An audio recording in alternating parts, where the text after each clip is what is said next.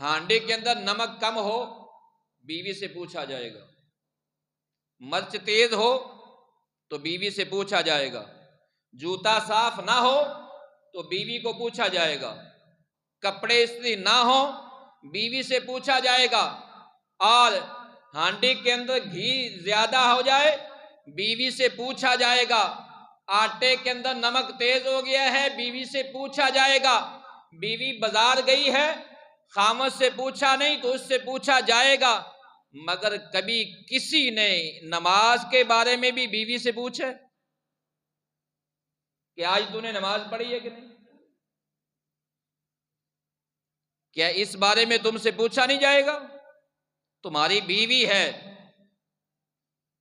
اور تمہارے زیر کفالت ہے، تمہارے اوپر ذمہ داری ہے، وَأْمُرْ أَهْلَكَ بِالصَّلَاةِ، حکم دو اپنے گھر والوں کو نماز کا۔